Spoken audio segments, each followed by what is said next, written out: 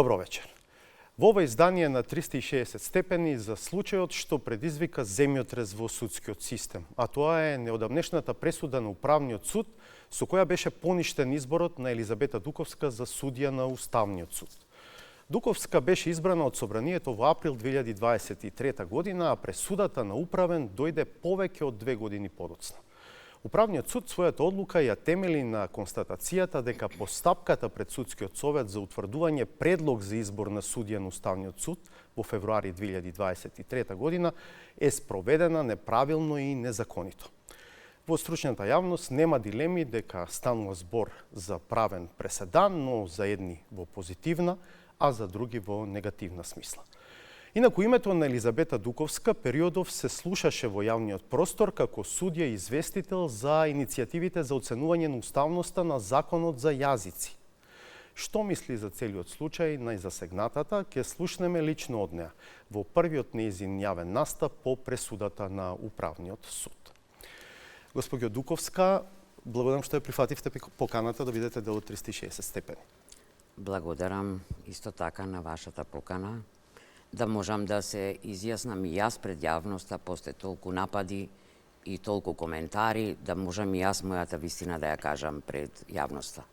Добро, имаме, мислам, дека доволно простор да опфатиме различни аспекти околу овој случај, кој што реков дека неспорно е оценет како правен преседан од стручната јавност, велам едни го сметаат за позитивен правен преседан, други за негативен, но еве ќе разговараме за тоа во текот на емисијата. На почетокот, кој е вашиот статус во моментот? Имаше информации дека по пресудата на Управниот суд вие се појавувате во Уставниот суд.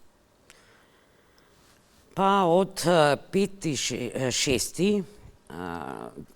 Оваа година, се разбира, овој месец, јас сум веќе апелационен судија, пријавена како судија на апелациониот суд Скопје. Петти е четврток? Да, тоа е четврток. На тој ден добив известување од председателот на Уставниот суд дека сум одјавена од Агенцијата за вработување и ми е доставен образец М1, М2, во кој пишува дека ми престанува работниот однос од 19.5. наназад, значи 2025 година, по врз основа на судска пресуда и понатаму јас се знае и благодарам на председателот на Судскиот совет и на председателката на апелационен суд што веднаш превзема мерки и веднаш ме вратија на моето старо работно место. Инаку за оние што не ве знаат, бидејќи сепак вашето име не е јавно многу експонирано, освен реков во последниот период како судија известител за иницијативите за оценување на уставноста на Законот за јазици. Вашиот цел професионален веќе поврзан со судството, сте биле стручен соработник во неколку судови од 1990-та во тогашниот основен суд за Здружен труд. Да. Потоа ги одите другите скалила, во 2004 година сте избрани за основен судија, во 2009 за апелациски судија и од таа позиција Судскиот совет во 2023 ве предлага за уставен судија, собранието ви избира и така вие практично 2 години бевте уставен судија, учествувавте во работата на судот, гласавте, носевте одлуки и наеднаш стигна пресудата на Управниот суд, со кое што вашиот избор од април 2023 година се поништува. Сега, имало ли простор Уставниот суд, председателот на судот на Уставниот суд, да постапи поинаку, бидејќи еве велите сте добили известување дека сте одјавена и дека работниот однос во Уставниот суд ви прекинал со 19 мај. Кога е доставена пресудата до судот. Значи, според мене, ова е моје мислење, моје толкување како долгогодишен стручен соработник и долгогодишен судија. Според мене, председателот на Уставниот суд немал никаква надлежност да постапи на овој начин и да ме одјави од Агенцијата за вработување. Знаете, тоа е како да одјавувате сезонска работничка, која е вработена преку Агенција за привремени вработувања, па заврши потребата од берење на плодови по нивите и сега те одјавувам. Јас така мислам. Јас така се осеќам. Да, претпоставувам дека овој пристап е базиран на толкувањето дека пресудата на управниот суд со кој што се поништува вашиот избор за уставен судија е правосилна и извршна. Значи, на пресудата, прво и основно, на секој извршен наслов, пресудата треба да стане извршен наслов. Треба да стои печат на правосилност и на извршност. Имам не знам колку предмети за извршување јас работено во текот на мојата кариера. Второ, во пресудата никаде како странка не се спомнува Уставниот суд и задолжение за Уставниот суд, односно за председателот на Уставниот суд, да не се разбереме погрешно, бидејќи тука не се опфатени судиите на Уставниот суд, кои очигледно немаат донесена одлука за мое разрешување. Значи, во истата пресуда нема ниту едно задолжение кој јавен орган, бидејќи предмет на извршување, да се разбереме, изреката на пресудата, не е образложението. Значи, во изреката на пресудата не е содржано, освен тоа што се поништува, кој јавен орган што треба да направи, односно во законот пишува наредба треба да содржи, и во кој рок. Тоа нели се подразбира?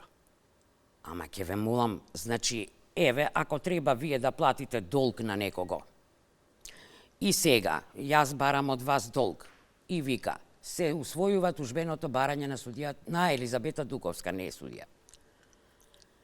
Како ќе се наплати тој долг од вас, ако не пишува, се задолжува господинот Васко Попетревски да и плати на Елизабета Дуковска 500 денари, во тој и тој рок.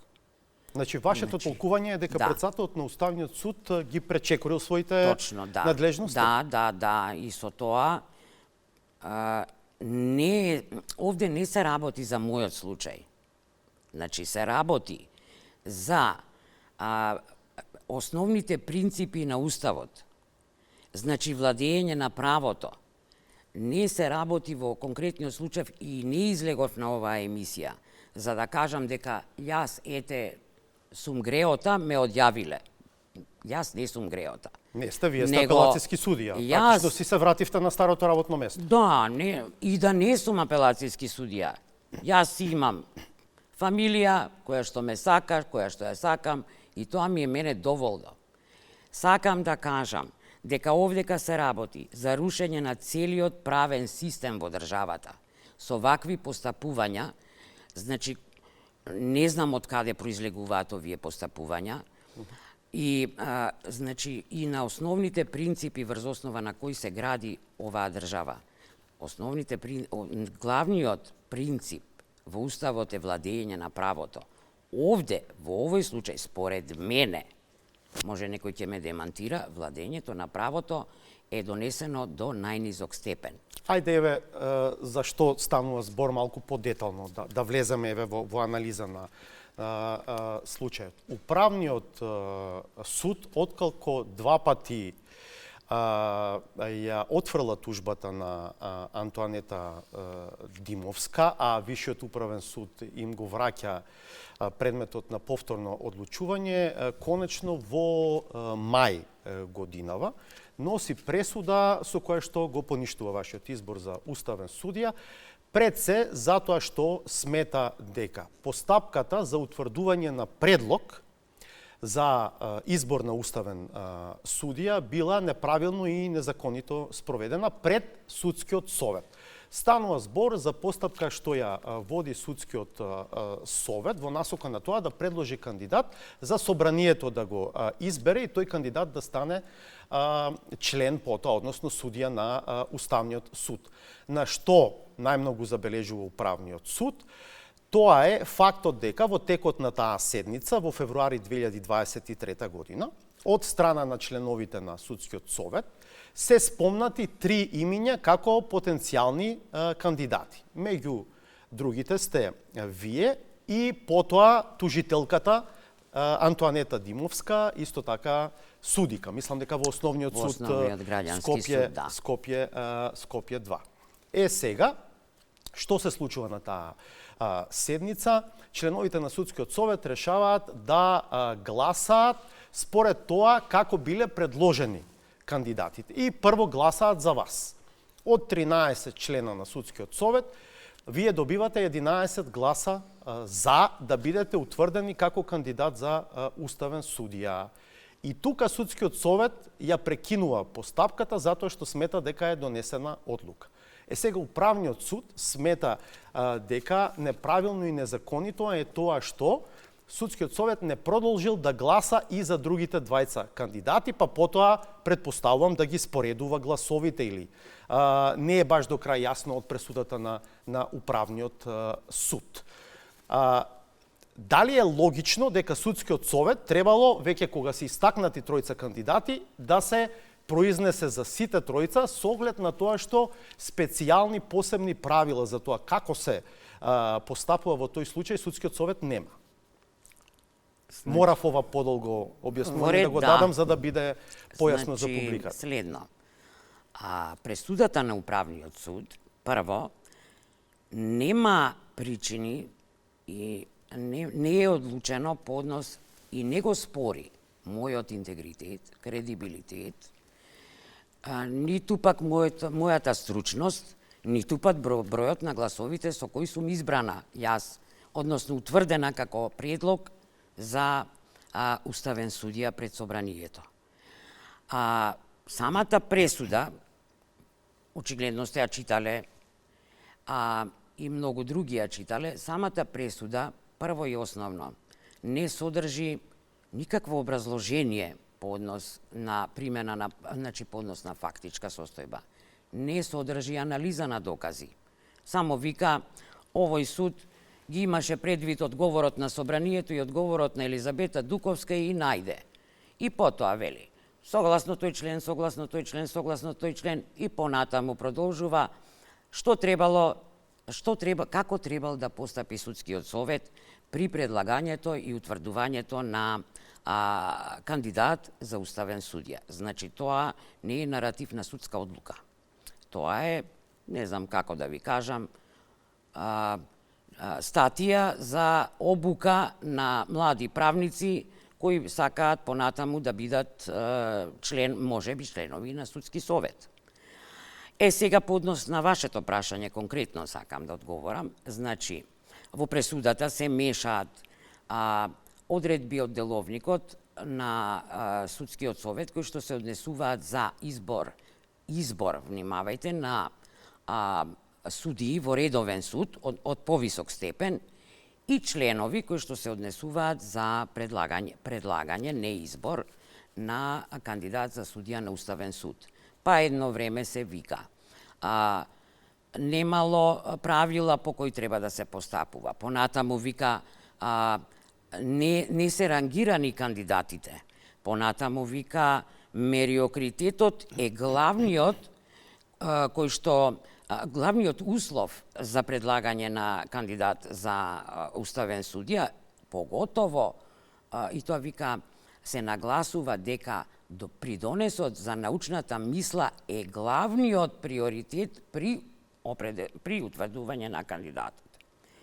Вакво нешто во деловникот не постои на Судскиот совет и сметам дека не знам од каде управните судии си даваат за право да го ценат деловникот на Судскиот совет и да даваат свое мислење како би требало да се уреди некоја постапка за избор или за предлагање на кандидати.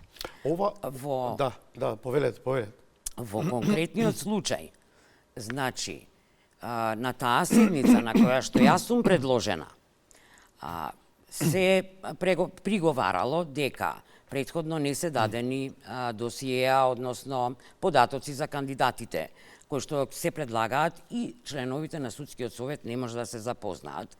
Тоа членовите на Судскиот совет можеле да се запознаат, баш во член 14 од деловникот на Судскиот совет пишува дека секој судија има електронско досие.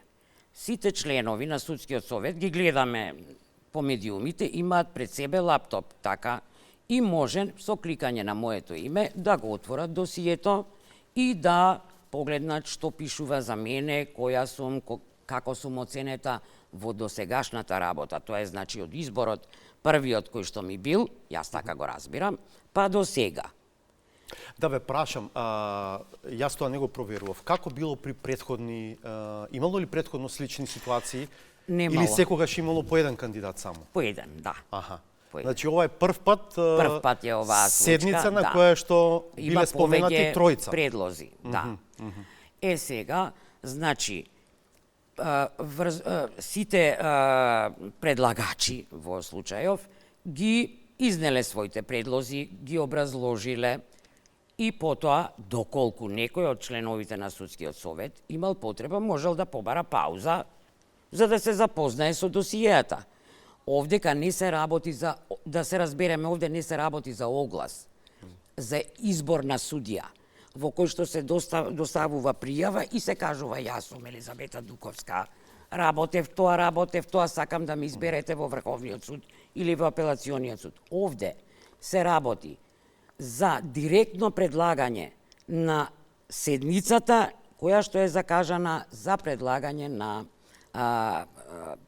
кандидат за избор на судија на Уставен суд. Ова помалку или повеќе во содржинска смисла е вашата анализа на пресудата, но вие имате забелешки и на рокот во кој што прво е поднесена тужбата, сметате дека е поднесена вон рок и дека на таа линија управниот суд требало да ја отфрли тужбата, што и два пати се случувало, но Висшиот управен суд го враќа предметот на повторно одлучување пред управниот суд.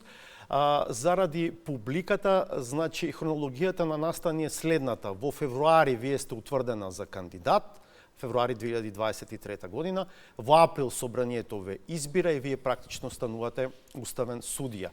Дури во октомври, по повеќе од 6 месеци од вашиот избор во собранието, засегнатата судика, една од оние што била предложена на таа седница, Антоанета Димовска, поднесува тужба до управниот суд. И вие сметате дека и тоа не е во ред, затоа што ако имало тужба, таа требало да биде поднесена во рок од 30 дена. Да, тоа е точно. Тие се повикуваат на друг рок од 1 година. Значи, извинете што вака ќе се изразам, меѓутоа тој рок од 1 година можеше да важи доколку Антоанета Димовска живееше во некоја амазонска пустина, каде што нема пристап ни на интернет, ни до службен весник, ни до ниеден медиум. Значи, службениот весник за Антоанета Димовска е основно средство за работа, прво како судија и било. Второ, сега како член на Судскиот совет. Значи, ние кога не бираат за судии, таму се објавуваат и сите закони, и сите прописи, и сите одлуки на собранието. Значи, овие ова го одлуки... зборувате затоа што изговорот на Антоанета Димовска е дека таа прв пат разбрала за вашиот избор во октомври 2023 година. Како можеше да... Значи, се запознала, толку така? била заинтересирана за вакво нешто, меѓутоа, после изборот за член на Судски совет, кој што се случува во јули истата година, осетила дека може сега во некако да влијае на судиите, да може сега она да го искористи овој момент и оваа позиција, за да може да... Добро, тоа е сега ваша слободна интерпретација и проценка, така? Точно, да, меѓутоа имаме и пост од професорот Денис Прешова, кој што вика објавена јавно на Facebook. Јас немам Facebook, меѓутоа имам дете што има Facebook и мислам го има прочитано и го имаше истото објавено и во медиумите, не знам каде беше носител или не знам каде. Добро, дали не разбира публиката, вие приговарате на тоа што Антоанета Димовска, откако во април не ја добила, односно претходно во февруари не ја добила поддршката од Судскиот совет да биде кандидат за уставен судија, во јули 2023 година станува член на Судскиот совет. И практично таа позиција во октомври, неколку месеци подоцна, ја поднесува тужбата до управниот суд. И вие сега алудирате на тоа дека таа позиција практично може да влијае Да. и да им врши влијание и на судиите на управниот суд и на Висшиот управен суд за да постапуваат во нејзина полза. Па видете да ви кажам, не мора она да влијае директно. Како викаат старите, страф лоз ја чува, нели? Се работи за член на судски совет, кој што одлучува за кариерата на судиите, односно за нивно унапредување, а може да одлучува и за нивно разрешување. Тоа ли е содржината на вашата представка до Државната комисија за спречување на Па корупцијата? да, во најголем дел е и содржина во мојата представка до Комисијата за спречување на корупција. Што барате вие од антикорупционерите, еве конкретно? Да утврди дека со самото поднесување на тужбата имала намера и да влијае врз судиите за да се одлучи во нејзина полза. Имаше интересен индикативен јавен настап судијата Антуанета Димовска, членка на судскиот совет, во кој што некако на помирителен начин и пристапи на пресудата на управниот суд. Рече, да, управниот суд пресуди во моја полза, тоа е сега интересна тема за правната мисла, за правната наука, да се анализира. И интересно дека, кога ја праша, што мислите, дали вие после гласањето за Елизабета Дуковска, која што добила 11 од 13 гласа, ќе добиевте мнозинство во судскиот совет, таа рече не, немаше да добија. И што ви зборува сега тоа на вас? И на целата јавност што изборува тоа. Вие го спомнавте професорот Денис Прешова, да. Тој објави еден пост на Facebook во кој што практично вели дека тој ја натерал судиката Антуанета Димовска да ја поднесе тужбата. При тоа тој зборува за така наречено стратешко парничење. И не е прв пат тој да ја отвора оваа тема, и во изминатиот период зборува за тоа дека практично дискрецијата на собранието во изборот на одредени јавни функционери не треба да биде апсолутна. Еве вака упростено кажано, да не може Уставниот суд да речеме за член на судски совет да избере водовоđија, да кажем. Тоа е неговата поента и вели дека и овој процес, оваа постапка пред управниот суд е водена со таква цел. Сега интересно е што самиот вели дека искуството ни кажува дека за жал вакви преседани не се случуваат без влијание на некој екстерен фактор. Токму поради ова треба будно да се следи понатамошната пракса на управното судство и редовно да се потсетува до донесената пресуда, бидејќи верувам дека ќе има наплив на слични предмети во иднина со оглед на постапувањето на собранието и другите институции во последниот период. Сега еве да бидам малициозен, да речеме, дали тоа значи дека некој можел да поднесе тужба за изборот на Ана Павловска-Данева за уставна судика и да каже дека не е истакнат правник затоа што била одреден период подпредседателка на политичка партија. И управниот суд да го поништи нејзиниот избор за уставен судија. Па сигурно, чим ова се случува. Или за Дарко Костадиновски, актуелниот председател на Уставниот суд, да каже дека не бил истакнат правник, затоа што бил едноставно кабинетски советник, непознат во правната наука. Сега дознал за тоа и што правиме сега? Значи, овој пост мене многу работи ми разјасни, уште кога кажува дека професорот кога кажува дека тој бара активно легитимирани странки за да може да поднесуваат тужби во управниот суд. Што ви зборува сега тоа? Значи, тој сега ќе го дисциплинира собранието. На кој начин? Неговата намера не може да ја толкуваме како добронамерна, како благородна? Не. Зошто? Не. Ние имавме прв пат една средба, еве, хајде не сакав да ја кажам таа средба, случајна средба во Ману. Тоа беше исто лето, може и пред поднесување на тужба, па тогаш се навредил почитуваниот од мојот однос, Бевме вака застанати еден спроти друг, тој не ме познаваше која сум и не знам во кој контекст спомна, еве па како е изборот на Елизабета Дуковска во Уставен суд, и јас му викам, па таа сум јас.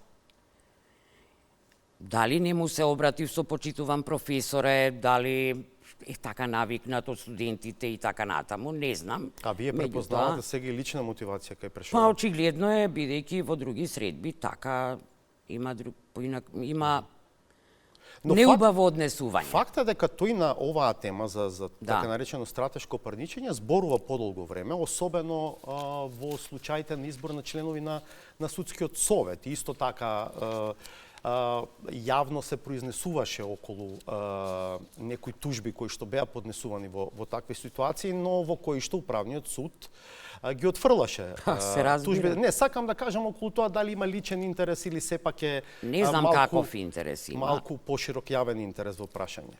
Меѓутоа, не знам каков интерес има. Инаку по однос на тоа што го кажавте, дали може водоводчија да се избере За член на судски совет. За член на судски совет, тоа е невозможно. Секој што се пријавува, таму се пријавува веќе, тоа е друга работа. Се пријавува за избор на член на судски совет, доставува документација, диплома, нели, положен правосуден испит, државјанство и така натаму, дали ги исполнува прво условите за да биде член на судски совет. Тој токму на тоа приговара дека практично на собранието му е овозможено без судска заштита, дури и некој кој што нема да ги исполни и базичните елементарните услови да биде избран. Па видете, тогаш ако ова членовите на судски совет не ги исполнуваат условите, а се предложени, тогаш не знам што може тука да се превземе. Меѓутоа со тужба пред управен суд да се оспори ваков акт, тоа е невозможно. Тоа значи дека во секој момент, ако во судскиот совет Елизабета Дуковска не биде избрана за апелационен судија, сега ќе ви поднесам тужба во управен суд, па ќе видиме. Или тоа може да предизвика влијание во Уставниот суд. Може и политичко, може и секакво влијание. Сега, спомнавме дека сте поднале представка до ДКСК, рековте што барате од антикорупционерите. Познато е исто така дека поднесовте барање за поведување постапка за утврдување на одговорност на 6 судии, тројца во управниот, тројца во Вишиот управен суд, кои што постапувале на овој предмет. И исто така познато е дека имате поднесено жалба до Вишиот управен суд. Зборувавме за представката до ДКСК околу жалбата. Од каде ја црпите основата за жалбата, со оглед на тоа што во правната поука од пресудата пишува дека немате право на жалба? Во ред. Значи, јас вака, имам поднесено 2 жалби, не една. Првата е жалба на пресудата поради пропусти. И тоа најголемиот пропуст е значи во пресудата секоја пресуда мора пред уводот да содржи дека се изрекува во името на граѓаните на Република Северна Македонија. И тоа не го содржи ова пресуда не го содржи, покрај тоа што се чудев јас кога некој ми спомна, знаете, луѓе одат, зборуваат, пренесуваат некои информации, дали се точни или неточни, дека пресудата е всушност донесена од надвор и само испечатена. Јас реков, тоа е невозможно, бидејќи знам како работи судскиот систем. Тоа е тешко обвинување. АКМИС систем. Да, меѓутоа, кога ја погледнав пресудата, па почнав и јас да се сомневам, да ви кажам дали е работена во АКМИС системот. Зошто, што се тие некои обележја на кои што се сомневат? Значи, во АКМИС системот не може, кога ќе се отвори иконата за куцање на пресудата, пресуда кога се куца, значи, го отварате предметот, па викате, барам да куцам, да таму пишува, што ќе работиш, пресуда или решение. Кликам на пресуда и се отвара образец. Најгоре на образецот, бидејќи е пресуда, секогаш стои во името на граѓаните на Република Северна Македонија. Во оваа пресуда не содржи такво нешто, заради што понатаму судиите веднаш донеле решение за исправка и тоа решение е обжалено и покрај тоа што нема правна поука на тоа решение, а во секој случај значи жалба против тоа решение во секој случај е дозволена. Во решението, значи да бидам јасна, нема правна поука. Според тоа, јас точно е дека во пресудата има поука дека не е дозволена жалба, меѓутоа, според мене, како функционер на кој му е сега ускратено правото дадено да ја врши јавната функција и согласно одредбите од Уставот во кој што се предвидува двостепеност во секоја постапка, поднесов жалба и сметам дека треба да ми биде усвоена. Кога ви е поднесена жалбата? 25 мислам 5 минатиот месец. И имате нешто повратно? Се уште нема ништо повратно, ќе видиме што ќе се случи. Ја поднесов таа жалба и второ, сметам дека имам право на жалба, бидејќи членот кој што е наведен, во кој што се вели дека немам право, дека не е дозволено право на жалба, прво, се однесува на јавниот орган, не се однесува на заинтересираното лице. Второ, во членот пишува, доколку се поништи одлука, не знам таму што, на јавен орган и се нареди на јавниот орган што да превземе, во тој случај не е дозволено право на жалба. Во овој случај немаме наредба за кој јавен орган и што да превземе. Во секој случај сметам дека е манлива таа пресуда, па сега нека одлучат судиите понатаму. Да, јас најдов уште еден интересен аспект во барањето за поведување постапка за утврдување на одговорност на судиите. Велите дека пред донесувањето на пресудата, која што носи датум 15 мај, до вас како заинтересирано лице преку вашиот полномошник е доставен писмен допис од 9 мај, значи 6 дена претходно, во кој е наведено: ви доставуваме одговор на тужба поднесена од тужениот од 26.10.2023 година, за да се запознаете со содржината и евентуално да дадете одговор во рок од 8 дена по приемот на истиот. И сега велите дописот е примен на 12 мај, што значи дека дадениот рок од 8 дена требало да истече, односно истекувал на 20 мај. Па и на 9 да е примен, извинете што ве. Да, но пресудата е донесена 5 дена предходно, пред 20, односно на 15 мај. Може ли да има објаснување за ова од судиите? Не знам, тоа тие треба да го објаснат. Значи, јас ова чудо не сум го видела. Инаку јас во 20 и која година беше тужбата, имам примерок од списите, откако се укинало решението за ненавременост, и имам дадено свој одговор на тужба. Впрочем, и тоа сакав приеска да го кажам.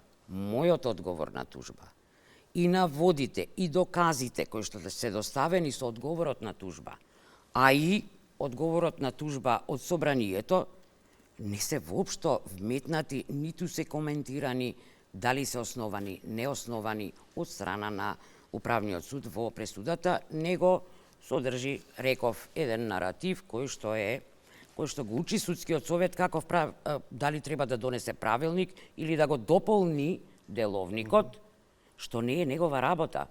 Дали е манлив или е добар деловникот, одлучува Уставниот суд. Да, практично сега од ова што може да се види и да се заклучи, сега судскиот совет пред да тргне евентуално во утврдување нов кандидат, ќе треба или да донесе правилник за тоа како се води таа постапка, или како што вие велите, да си го дополни деловникот, па да утврди таму по прецизни правила. Тоа произлегува според нападствијата на Управниот суд. Од Управниот суд. Малку околу контекстот во кој што сето ова се случува. Вие, реков, во јавноста во последен период бевте позната како судија известител за иницијативите за поведување за оценување на уставноста на законот за јазици. Знаеме колку јавно внимание предизвика целиот тој случај. Вие во вашиот реферат, кој што и јавно беше обзнанет, предлагавте укинување на одредени одредби од законот за јазици, при тоа да нагласиме, воопшто не го доведувавте во прашање целиот закон, туку предлагавте укинување на конкретни одлуки. Моето прашање би било дали мислите дека сето ова може да има врска и со случајот со законот за јазици. Некој да се обиде, да се пресметува, да го одлага процесот со тоа што еве вие ќе бидете сега и не знам ни како се вика тоа, еве апелационен судија. Ајде, добро. Да. А не уставен. И горда сум на тоа да ви Добро. кажам право. Значи следно, да се пресметува некој со мене, мислам дека не е. Таква работа, не знам зошто би се пресметувал некој со мене, кога јас, доколку би бил тој предлог, бидејќи беше закажана подготвителна седница, не се знае дали истиот предлог би останал. Добро. Јас не гласам сама и не одлучувам сама. Сите суди гласаат за тој предлог. Па може тој предлог и да не се прифати. Еве, да речеме да остане така.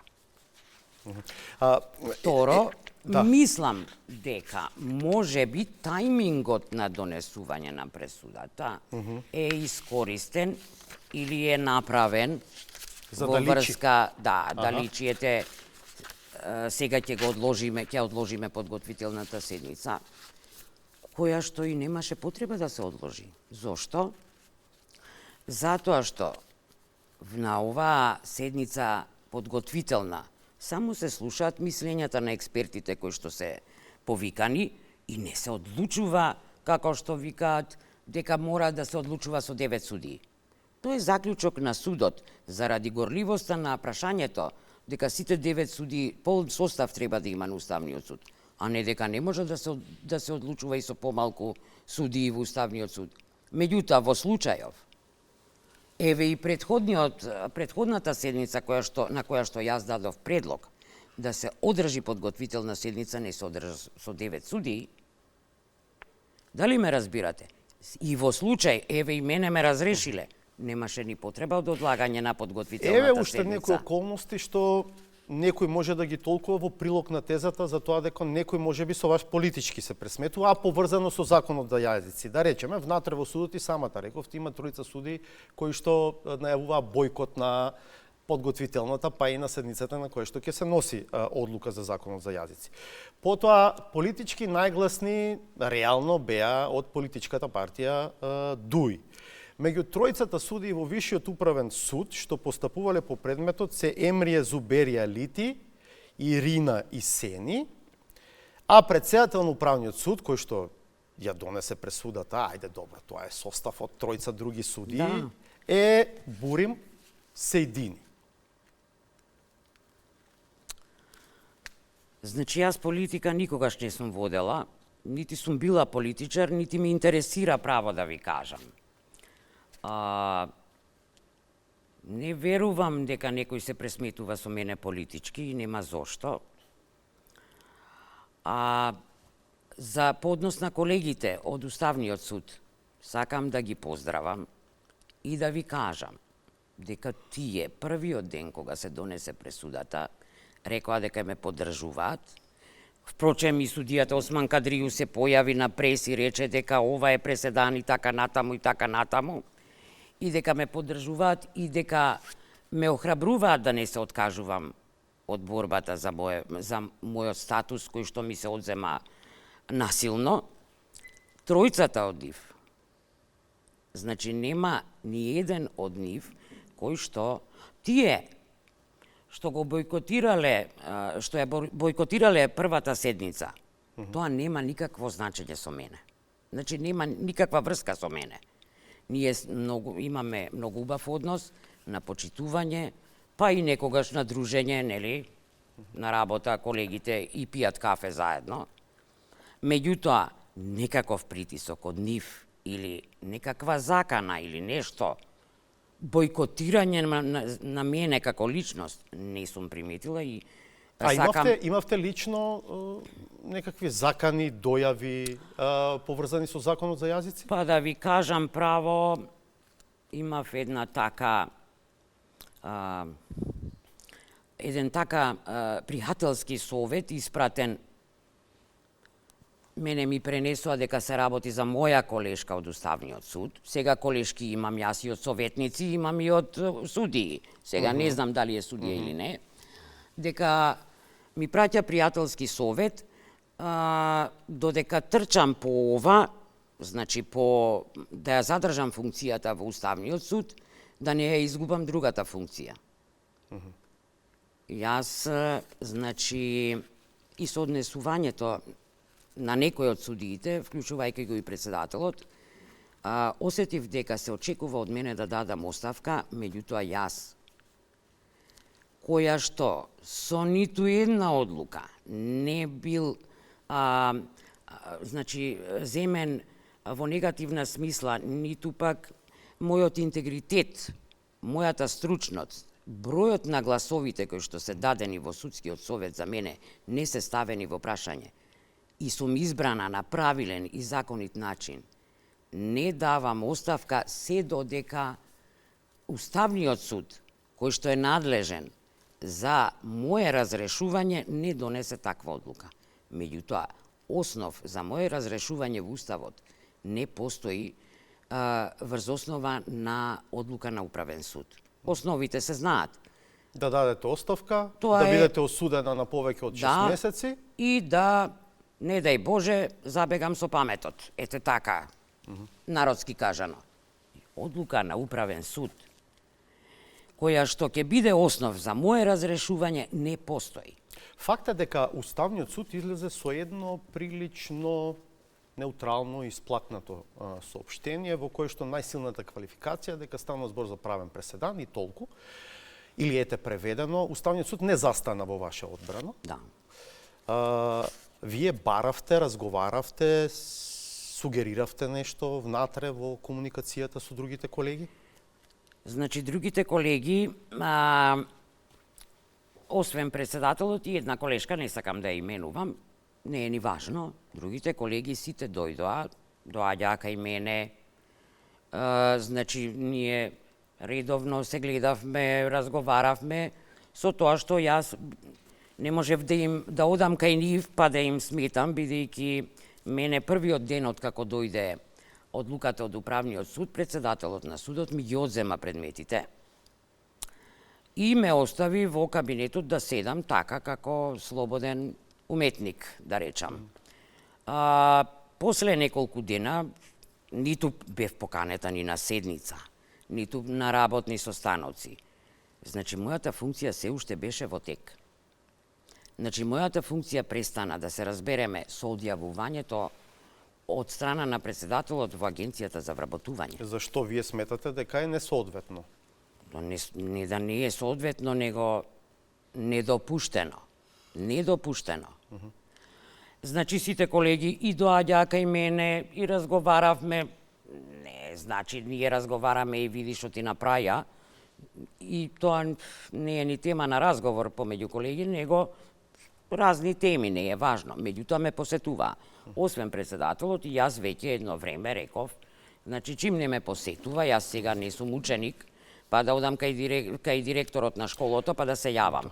Писмено му се обратив и му реков: почитуван, да ми известите, врз основа на кои прописи вие мене ми ги одземавте предметите, не ме повикувате на седници и така натаму.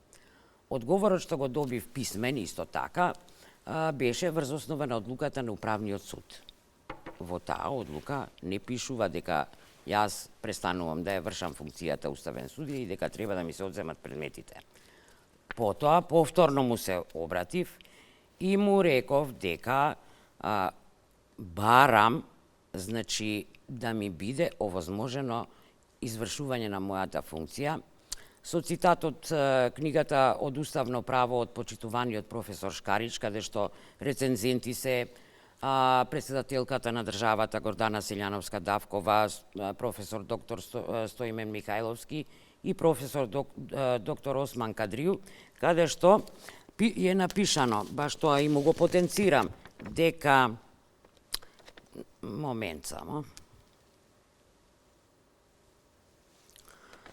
Надвор од причините наведени во членот 111 од Уставот, не постои можност Уставниот судија да се отстрани од својата судска функција пред истекот на мандатот. Тоа го пишува почитуваниот професор Шкарич, не јас.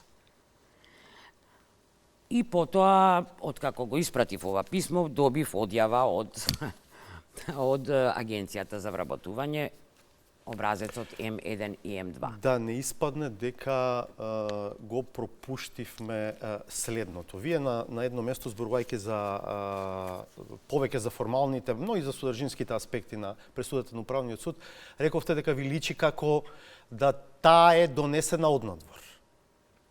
Се сомневате кој можел да ја донесе? Па јас се сомневам, ама тоа треба да се докаже, тоа и не сакам да се упуштам такви прљави работи, не можам да поднесам јас и да се занимавам со тие работи, бидејќи мене ми тече животот во друга насока, не со такви. Се сомневате на некој можеби од Уставниот суд? Се е можно. Се е можно, да. Се е можно. А што би бил мотивот на некој од Уставниот суд да го направи тоа? Па не знам да ви кажам. Ете така, може би да се докаже, да се... Не знам, не можам да кажам. Јас со никого не сум имала конфликт, со никого не сум... И не сум таква личност, која што влегува во конфликти со луѓе. Се разбирам намирно или ако не можам да се разбирам, напуштам терен и си продолжувам со животот. Што е следно? Следно е мојата работа во апелационен суд Скопје, повторувам. Ако дозволите, од јавно достапните информации, вие или веќе имате 64 години или оваа година полните 64? Во јули. Што значи тоа од аспект на исполнување услови за пензија? Сега значеше доскоро, меѓутоа со донесувањето, со измената на Законот на работни односи, имам право да го продолжам мандатот во апелациониот суд Скопје и јас го продолжив благовремено, согласно законските услови, така да дури се чудеа зошто го продолжуваш. Имам право. Мене судиската функција ми мирува во апелациониот суд и ете благовремено, како да сум знаела, сум го продолжил. А и да не го продолжев, па ќе си одев во пензија, не е тоа, не знам. Ќе ги терате сите овие правни постапки кои што веќе ви се почнати? Да, ќе терам и спремам веќе писма и документација до сите амбасади ќе биде пратена таа документација заради известување. Не знам да го решат мојот случај, да ме разбере јавноста. Мојот случај, јас ќе си го решавам на друг начин, преку жалба и така натаму. Него, да се запознаат странските амбасади и кои што се докажани пријатели на нашата држава и кои што не поддржуваат на нашиот пат за реформи во судството и за владење на правото, што се случува во нашата држава и, ајде да не зборувам, во однос на владењето на правото. Каде треба да се даде акцент за подобрување во нашиот систем на владењето на правото. А ќе одите пред Страсбур, ако овде ги исцрпите сите правни лекови, и ако одговорите се негативни? Се разбира, да. Јас, која што во ниеден момент не се стаил, значи, мојот интегритет, стручност и мојата и работливост и така натаму, и личен интегритет не е ставен под прашање. Нема да завршам тука. Јас до крај сите законски процедури, да се разбереме, ќе ги поминам. Вклучително и доколку, еве сега имам јас колеги кои што ги почитувам, кои што го знаат кривичното право и им имам дадено определени елементи за да разгледаат дали има основ за водење на кривични постапки. Против кого? Па сега ќе видиме, не може да се каже тоа. Ако има основ, не можам јас однапред да кажам против кого, бидејќи... Но би водели и би поднели кривични пријави. Да. Добро, неспорно е дека станува збор за преседан, неспорно е дека одлуката предизвика земјотрес, неспорно е дека едно место сега останува испразнето во Уставниот суд, независно што вие не го прифаќате тоа и не сакате да кажете дека, мислам, не прифаќате дека вашиот мандат е завршен, веројатно ќе се оди на избор. на нов член, да видиме судскиот совет како ќе се постави. И да видиме кој човек ќе биде избран по тоа, може и некои работи ќе бидат појасни. Па видете сега што е многу интересно во пресудата, односно таму позади каде што пишува да донесе оние бегли и фрази, да донесе правилна и законита одлука, таму пишува дека значи според тоа јас сметам дека сега ние судскиот совет според мене треба да пристапи повторно кон гласање на истите предложени кандидати и повторно да даде предлог, бидејќи мојот предлог не е поништен. Дали ме разбирате? Поништена е одлуката за избор. Мојот предлог не е поништен, тој стои и вика судскиот совет да ги отстрани забелешките кои што се дадени во пресудата и да донесе правилна и законита одлука. Јас, според мене, тоа така значи. Меѓутоа, тоа е нивна работа, тие ќе си оценат, јас немам проблем и да ме предложат и да не ме предложат. Па сега во оваа ситуација може и подобро да не ме предложат. Добро, благодарам за овој разговор. Ви благодарам на поканата и се извинувам на некои од новинарите кои што претходно, пред да се случи ова, не сакав да дадам изјава, бидејќи се уште не беше завршен процесот и со образложение дека сакам се да се заврши објективно и без мои некои коментари. Добро, се надевам ќе ве разберат колегите. Јавно им се извинувам, да. Благодарам уште еднаш. Благодарам. До крај, почитувани, да одгледаме новата саботажа. Од мене пријатно.